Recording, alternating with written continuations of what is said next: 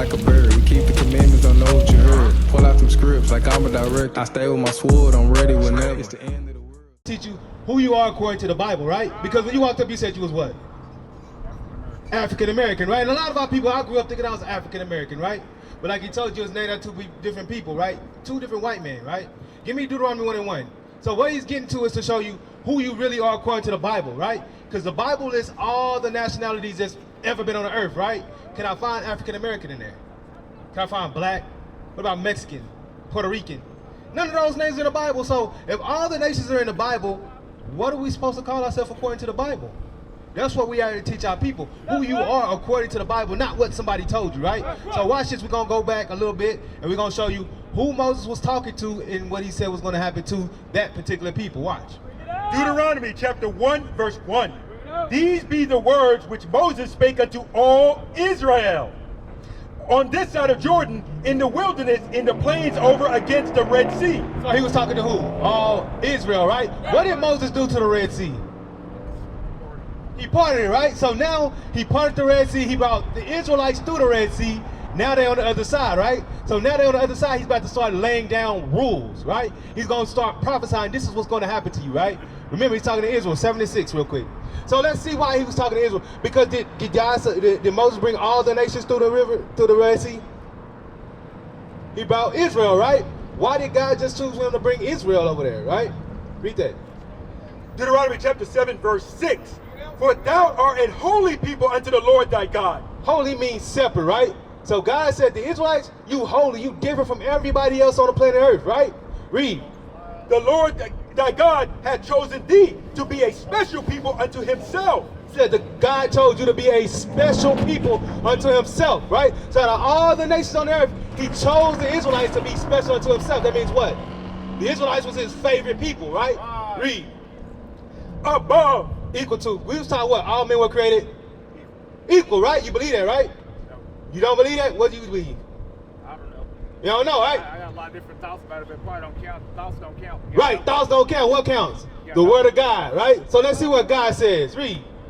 Above all people that are upon the face of the earth. So God said that the Israelites were chosen to be above all people on the face of the earth.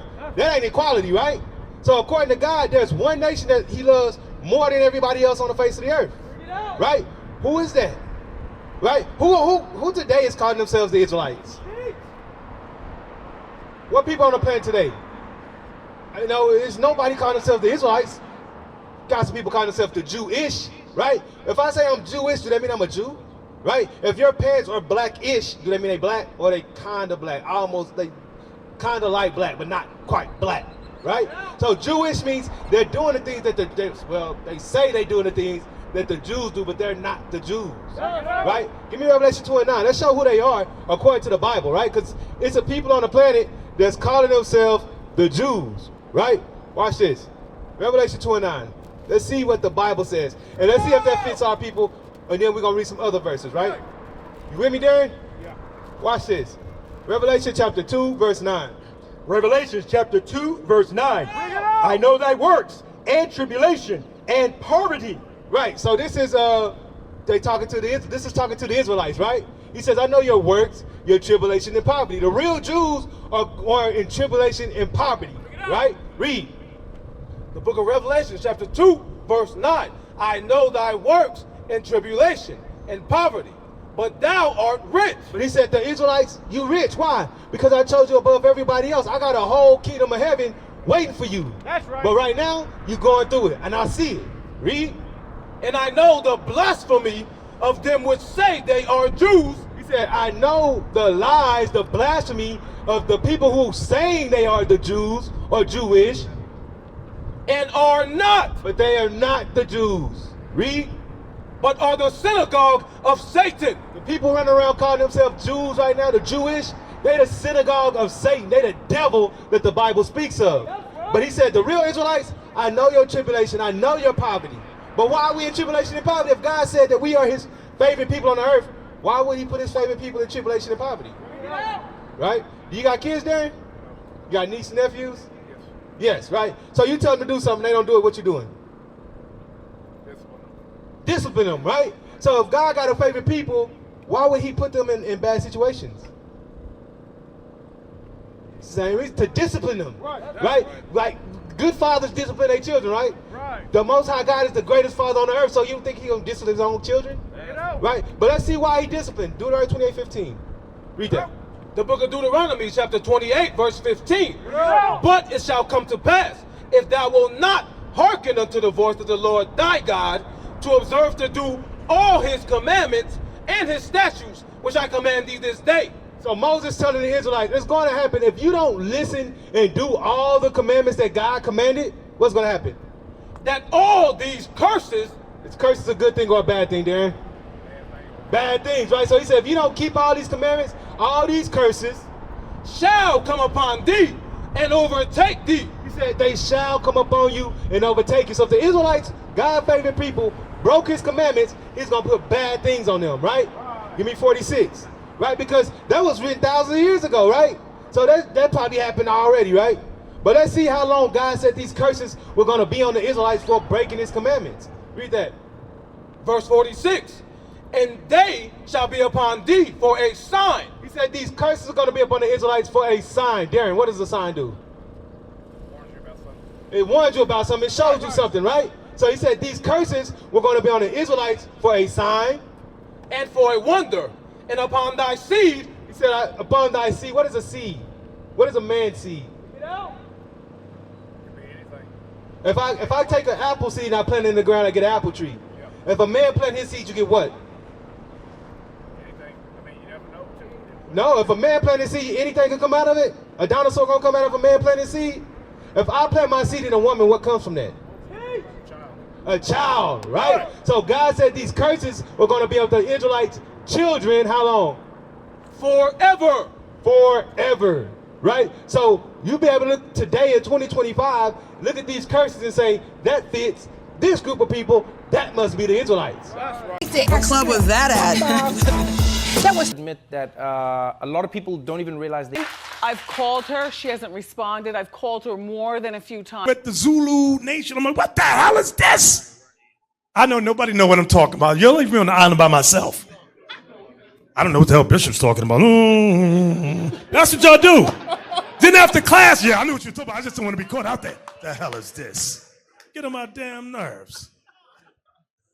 So read that again, 31. Right? So one of the things he was bringing out, how did our people get to America? Huh? On slave ships, right? Why you say supposedly? They could have been here. They could have been out here even worse than that. What if it was some people already here and some brought on slave ships? Right. So it's not supposedly. We know for fact that a lot of our people came over here on slave ships. Right, that's right. You know what I'm saying? So like you said, did you know that was in the Bible? What did you learn about slavery at? In school, right? What are you supposed to learn about the Bible at? Church, right? So if slavery is in the Bible, what should you have learned about slavery at? Church and my worship at home. If slavery is in the Bible and you learn the Bible at church, what should you have learned slavery at? When you came into this world, he should have already told you what everything is. I mean, you don't get it downloaded. Somebody got to teach you, right? You learned it from the school. The Bible is taught at the church. So if I could show you slavery in the Bible, you should have been taught about it where? At church. Have church ever told you about slavery? No. Let's see. Well, let's read the Bible. Let's make sure. Because if not, then there's something wrong. Right? Watch this. Read that. Deuteronomy chapter 28, verse 68. And the Lord shall bring thee into Egypt again. He said, the Lord shall bring you into Egypt again, right? What did we just learn that we was doing in Egypt? What were the Israelites doing in Egypt, Mr. Darren? They were slaves, right? So he says the Lord's going to bring you to, give me that in Exodus or Deuteronomy, whichever one. Bring it out. Deuteronomy 5 and 6, Exodus 22. Because we're going to let the Bible show you what slavery, what Egypt means in the Bible, right? So that now when we get back to what Moses talked about, it'll make more sense on what he's saying, right? Read that. Exodus chapter 20, verse 2. I am the Lord thy God, which have brought thee out of the land of Egypt, out of the house of bondage. So he called Egypt what, Mr. Darren?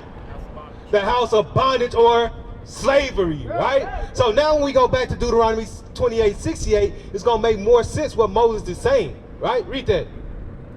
Deuteronomy 28, verse 68. And the Lord shall bring thee into Egypt again So he's going to bring you into slavery again. How? With ships. He said he's going to bring the Israelites into slavery again with ships. Who do we know was put on ships and sent into slavery? Bring it out. What about anybody else? We know we was. Who else? Not too many. We know the so-called Mexicans, Latinos. They were sent island to island on ships in slavery. We know that. We know they came from here back to Europe. So that's the blacks, the natives, and the Hispanics. Who else has been in slavery on ships? Bring it out. Nobody, right? And he said you're going to go into slavery again, read. With ships. By the way whereof I spake unto thee, thou shalt see it no more again. He said that old Egypt, you ain't going to see that again. You're not going to see that old Egypt where the pyramids at, where we was building pyramids. He said you ain't going to that slavery again. You're going to a new house of bondage, right? Because why did they bring us to America? It wasn't for vacation. Bring it out. Why they bring us over here? When they crammed us on them slave ships, they brought us over here to be what? Slaves. Right. So we go into a new house of bondage, a new house of slavery. Read. And there ye shall be sold unto your enemies. He said, in there, wherever your boat docked, Charleston, South Carolina, South America, El Salvador, the islands, wherever your boat docked, you're going to be sold unto your enemies. Who we sold to when we got off those slave ships? What race of people sold our people to each other? Huh? What my picture? Who was the auction block? Who ran the auction blocks? And put our people, who crammed our people on the ships, put us on a boat, brought us across the Atlantic Ocean, dumping many of our people into the sea, and then got us over here and sold us, sold to Master Charles in Virginia, sold to Master Johnson in Texas. What race of people did that? You call them, huh? You don't know who did it? You don't know who the slave masters was? Who did it? Don't be afraid to say it. I know what you call them. Huh? I got several names for them. Hey, we'll call them what the Bible says. Give me that Genesis 25. I'm going to show you what to call them in the Bible, right? Because, like you said, I don't know what to call them. Let's call them what God called them. We say white people, right? But if they wear a white t-shirt and you smack them in the face, do they match that t-shirt? No, they don't match that t-shirt. They ain't white. White means pure. They say you black, that means evil. But you ain't black. Your skin ain't even black. You brown. But they call you black because they demoralizing you. And they call themselves white because they say they're the pure ones when they're the most wicked people on earth. So we're going to call them what God called them. Right? Give me Genesis 25. We can start 21 real quick. We're going to read fast. Genesis chapter 25, verse 21. And Isaac entreated the Lord for his wife because she was barren. Right, so Isaac, our forefather, his wife Rebecca, couldn't have babies. She was barren, right? So he prayed to God, right? Read.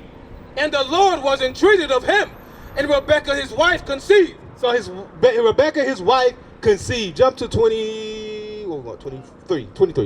Verse 23. And the Lord said unto her, 2 nations are in thy womb. Right, so when she was pregnant, she was having troubles, and she prayed to God. So God said, 2 nations are in your womb, right? Not just 2 babies. This is the beginning of 2 nations, right? Read. And 2 manner of people shall... And 2 manner of people, they're going to be different. They're going to be total opposites, right? Read. Shall be separated from thy bowels, and the one shall be stronger than the other people. One of the nations is going to be stronger. Wait, hold up. I got to let you, before you leave, let me show you what to call them. You said you don't know what to call them. I don't want you to leave with no questions. Read. And the elder shall serve the younger. He said the elder going to serve the younger. Listen, Darren. Read. And the first came out red, all over like in hairy garments. What color are they, Darren? They red. When you compare them to their t-shirt, they red. Read. And they called his name Esau. They called his name Esau. Call him Edom. That's their name. What is a nation?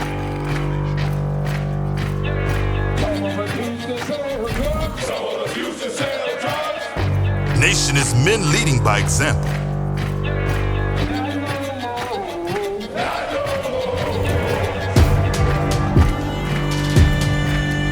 Nation is family.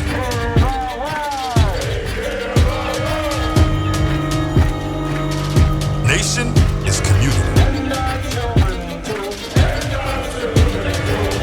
Nation is children with role models.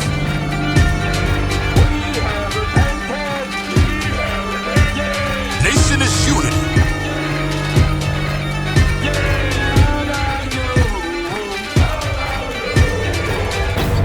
nation is